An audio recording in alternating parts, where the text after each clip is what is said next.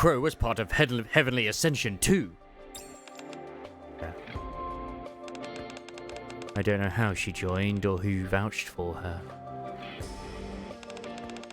All I remember is hearing she was born in the Outer Rim.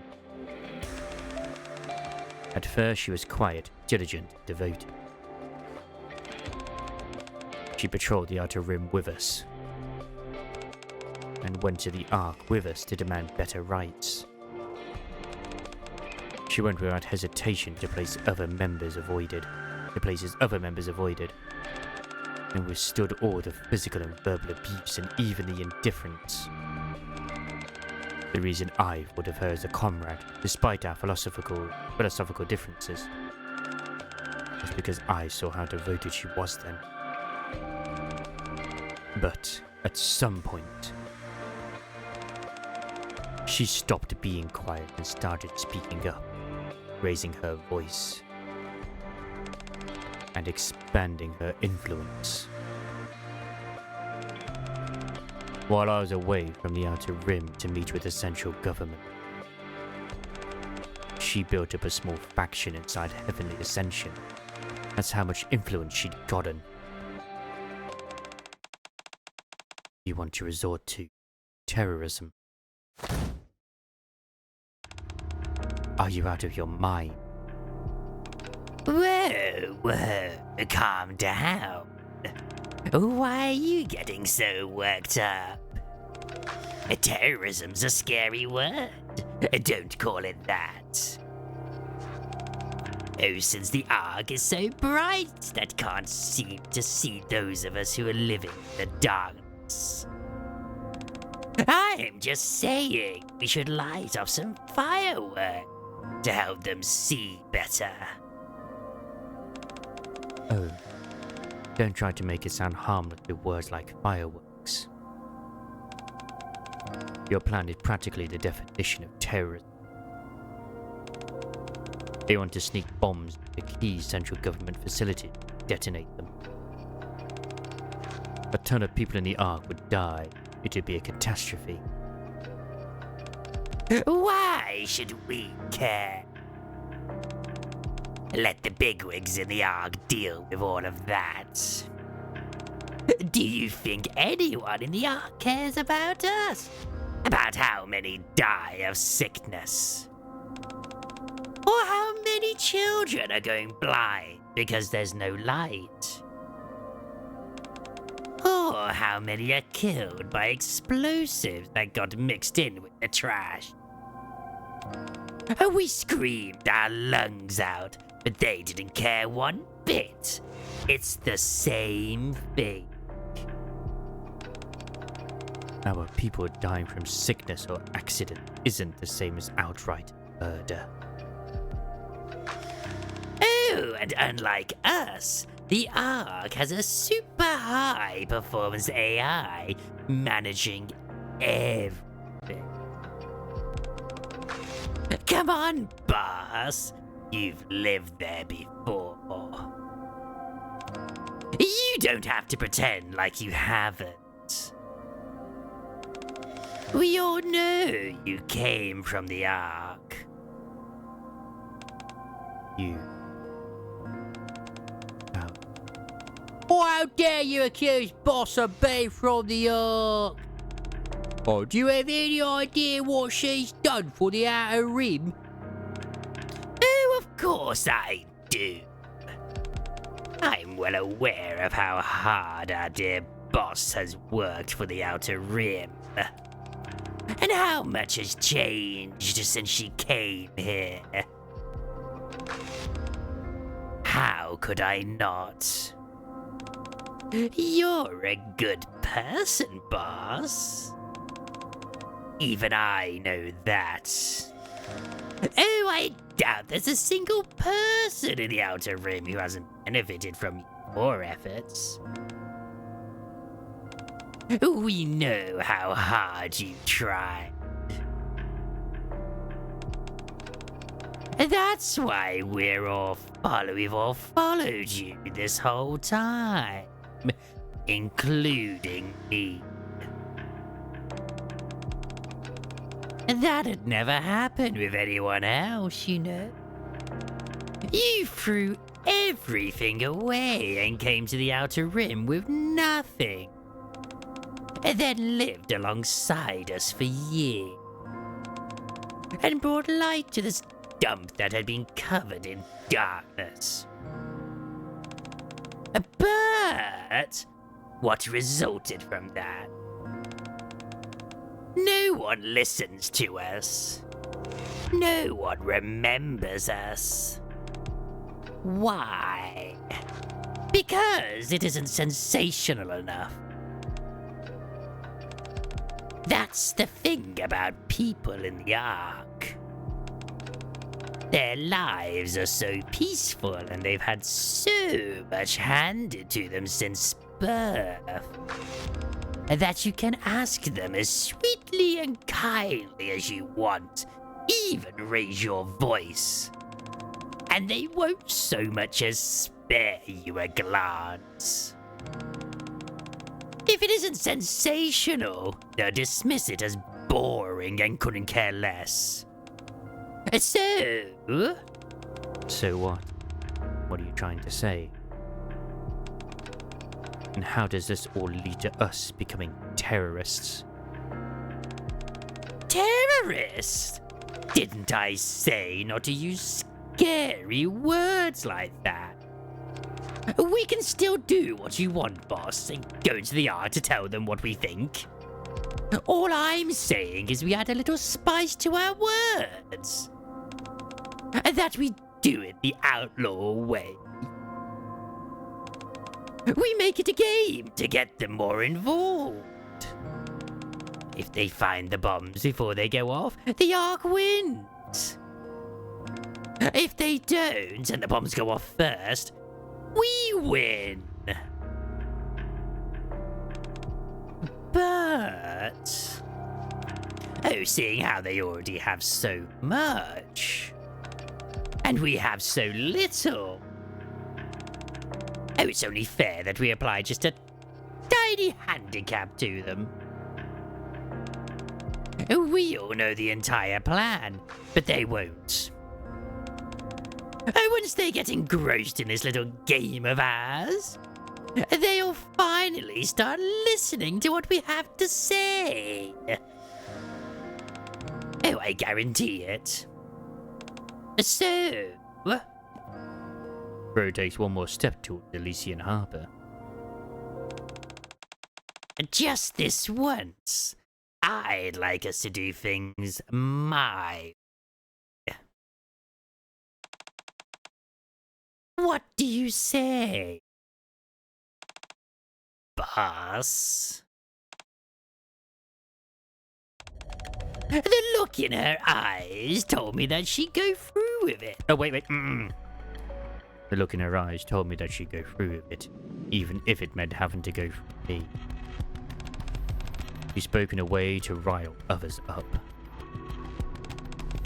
highlighting how we were together in this, and sugarcoating her words to downplay the crime and make it feel justified.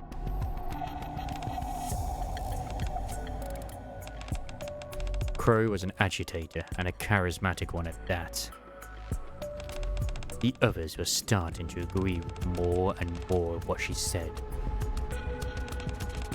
And that's when I realized something. Boss! What we need isn't to throw a tantrum like timid children. We need a revolution.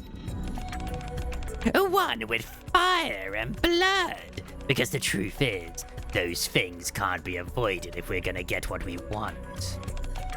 But that'll never happen if we do things your way. Will it? That's why I'm gonna do it instead. I realized I had to put a stop to it.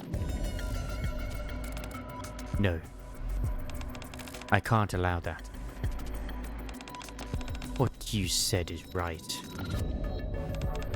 My way's peaceful and uneventful. It's never going to stir at the people of the Ark. I understand wanting to give them a shock. People might actually remember our name if we do. But killing people is a completely different story. All we'd be doing is giving them the go-ahead to shoot every one of us. And not just us, but everyone in the Outer Rim. Like you said, we have nothing compared to them. But we are nothing compared to them. That goes for firepower too. True. If they get serious and come here for blood, we'd be lucky to escape, never mind defend ourselves. It wouldn't even be a fight. Of course, we've all snuck into the art before, so we might be able to flee them. But what about everyone else in the Outer Rim? The children, the sick, the elderly. Who's going to protect them? And it's not just the central government. The reason we were able to make a pact with Underworld Queen wasn't because we were so determined that we'd shed blood for our cause, but rather because we were protecting peacefully for our rights, or protesting. If we do things your way, that pact would collapse. All the order that we spent years establishing would collapse.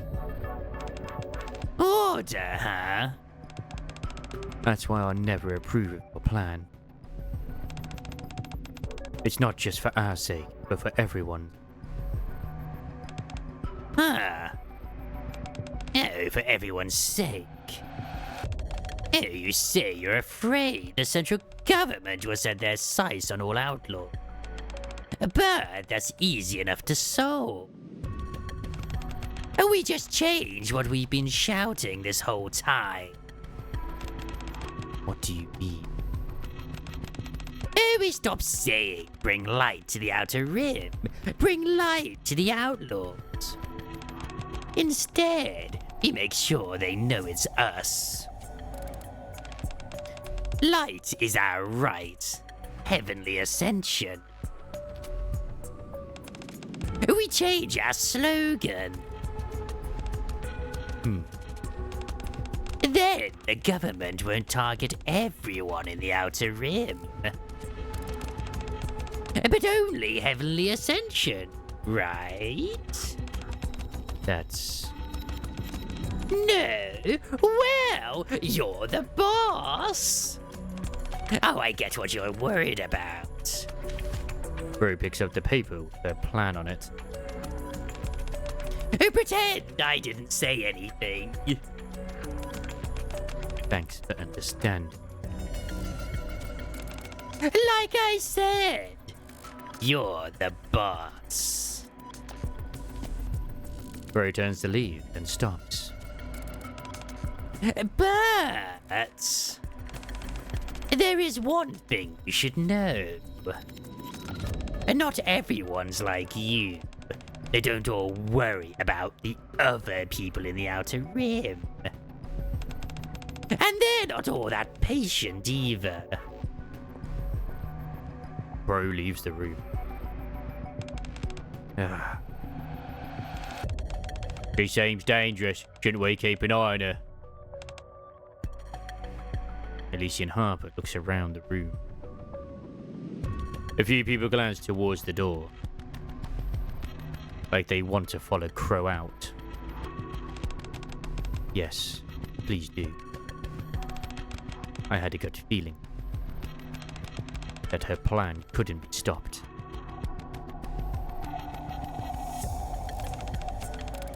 From that day on, Heavenly Ascension split into two factions.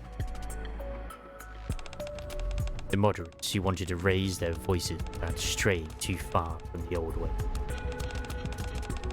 And the hardline that the old way would never work, that extreme measures were required. Naturally, Crow led the hardline. At the time, both sides thankfully understood one another, even if they disagreed on which method to use. we at least knew why everyone chose the way they did. And the hardliners didn't cross the line. But, as I feared, the hardliners started to keep getting more and more extreme. Why did they put that word in? It doesn't. It just needs to be started getting more and more extreme. It didn't matter. It didn't matter how much I tried to restrain them, persuade them otherwise. And before long, that ominous feeling I had was made a reality. The terrorist attack she had brought me that day was carried out in secret. They only changed the location. We have just received news of a terrible tragedy. A large-scale terrorist bombing has occurred on an AFX train operated by Elysian. The incident took place as the train was entering the station platform. The explosion, which came from within the passenger cars, not only destroyed the train but also caused the station structure to collapse, resulting in a terrible tragedy. The central government has deployed numerous NIKKEs to the site to conduct rescue operations. But due to the extent of the collapse, the number of casualties continues to rise. Meanwhile, according to the testimony of one of the survivors, a passenger on the train stood up, pulled out a detonator, and shouted the following just before activating it. The AFX incident. Yeah. The worst terrorist attack in the Ark's history was set in motion by Crow. Light is our right, heavenly ascension. Using her slogan. Just as Crow predicted, after the AFX incident, the name Heavenly Ascension spread across the entire Ark. The things we'd shouted, which no one ever listened to, finally spread everywhere. Ark citizens began to recognize that people live in the Outer Rim. As soon as public opinion started to deem the central government's initial responses inadequate, the government got in touch with us saying they wanted to enter into negotiations. What kind of negotiations? They say they listened to everything we had to say. Of course, given how much death and destruction the attack had caused, we were on high alert. But the government assured us they were aware that only a small number of us were behind it, and that we could bring as many armed guards as we wanted if we were uneasy. Even still, I hesitated. The one who ultimately convinced me was my mother. I'll hear you out. Come, if you want to clean up this mess. That was the message I got from her. So we decided to arm ourselves and head over. We figured that the attack had already happened, and sitting around wasn't going to change anything. How do you think it went? Not very well would be my guess. Why do you think that? If it had gone well, there wouldn't have been any other attacks. Bingo. It didn't end well. Just as we suspected, the meeting of a trap. A trap laid by my mother. My God! When we made it to the conference room, it wasn't people in there who were waiting there for us. It was mass-produced DK armed with Elysian's latest weapons. You're kidding. The moment the meeting room door opened, they started firing before we even had a chance to react. In that storm of bullets, I watched as my comrade threw themselves in front of me. Stop. Let me go. I should be in there. I should be dying with them. Get it together, boss. You have to live. That's the only way their deaths will mean anything. One of them hoisted me to his back and jumped out the window. That's how I survived. Everyone who went to that meeting that day died. Everyone except me and the man who jumped out the window with me. That's terrible. After that, nothing could stem the tide. Not only did the majority of moderates defect to the hardliners, but remaining a moderate became grounds for being labelled a traitor. The resentment of being treated like garbage for so long. The betrayal from being deceived into approaching the negotiation table. The desire for revenge on behalf of all the comrades we'd lost. You take all those negative emotions and combine them with the precedent that Crow set. And people began committing terrorist attacks all across the Ark. After that, there was nothing I could do. Yeah, so basically her mom made things worse. I know it all started with me. That I'm the one who pulled the trigger when I said we'd lead the outer rim toward the light. But once that bullet was fired, it flew out of my control. Regardless of what I'd wanted, I was suddenly the leader of a terrorist organization. A leader who survived by hiding behind the bodies of her comrades. Well, actually, it's more Crow that caused the problems, but her mom made things even worse. Did your mother ever contact you again? No. She assumed full responsibility for failing to kill me, the head of Heavenly Ascension, and stepped down as Elysian CEO. That's why Ingrid had the CEO mantle thrust upon her so abruptly. As for me, I cast off the name of Elysian Harbour, and from that day forward lived only as EH. Having become a powerless leader, incapable of doing anything, I wasn't even able to make decisions after that. All I could do was try to persuade them to carry out attacks that didn't kill anyone. My God. That's pretty much how things were. Until the attack on the Ark that blew a hole in the Dome of Eternity.